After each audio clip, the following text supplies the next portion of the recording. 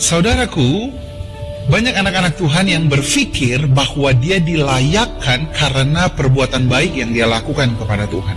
Dia berpikir kalau dia baik, maka Tuhan akan baik kepada dia. Tetapi kalau dia bersalah, maka Tuhan pun akan benci sama dia. Ada satu anak muda datang kepada Tuhan dan berkata, Tuhan Yesus, dan dia berkata begini, Tuhan Yesus, apa yang harus aku lakukan? Perhatikan kata-kata, apa yang harus aku lakukan supaya masuk ke dalam kerajaan surga? Dia mau masuk ke dalam kerajaan surga dengan perbuatannya. Tuhan Yesus bilang begini, jangan lakukan ini, jangan lakukan ini, jangan lakukan itu, jangan mencuri, jangan berzina, dan sebagainya. Karena kalau pakai perbuatan, sesuai dengan hukum Taurat. Benar?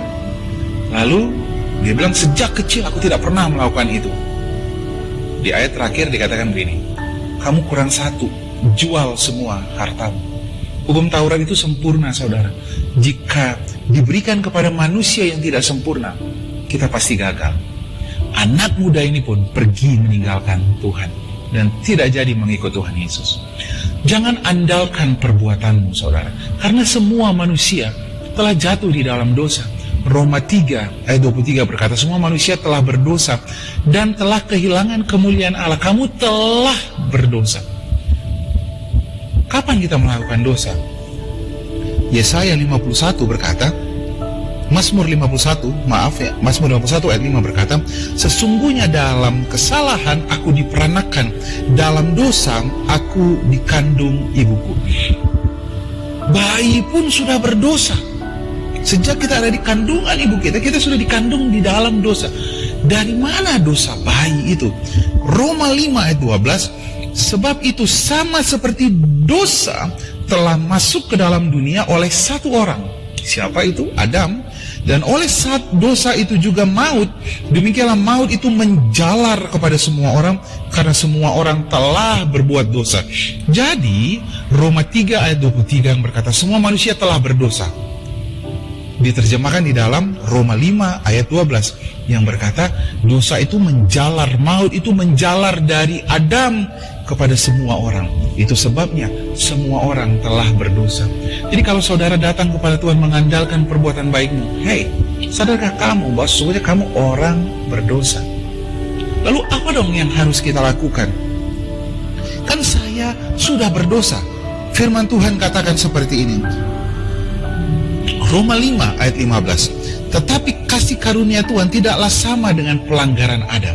Sebab jika karena pelanggaran satu orang, semua orang telah jatuh di dalam dosa. Satu orang itu adalah Adam, maka semua manusia itu telah berdosa.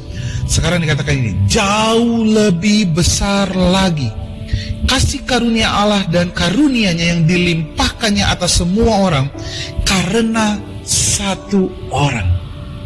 Karena perbuatan Yesus di kayu salib, karena satu orang, saudara dan saya dibenarkan.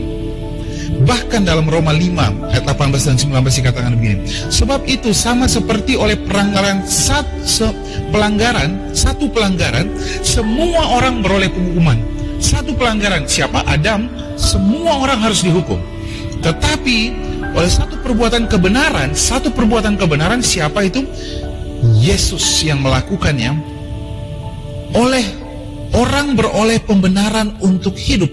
Jadi sama seperti oleh ketidaktaatan satu orang, yaitu Adam, berulang-ulang kali dikatakan dalam Roma 5 ayat 19 ini dikatakan, semua orang telah berdosa karena Adam.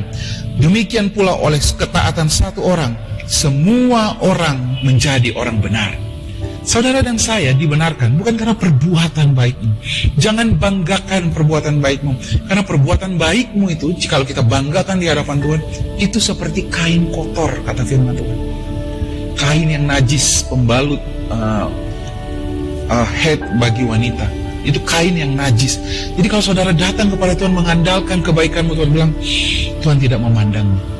Orang benar hanya hidup oleh iman. Roma 3 ayat 28 firman Tuhan katakan, tidak ada orang yang dibenarkan karena perbuatan melakukan hukum Taurat, tapi kita semua dibenarkan oleh iman. Saudara dan saya adalah orang benar, bukan karena perbuatan, tetapi semata-mata karena Yesus yang taat mati di kayu salib.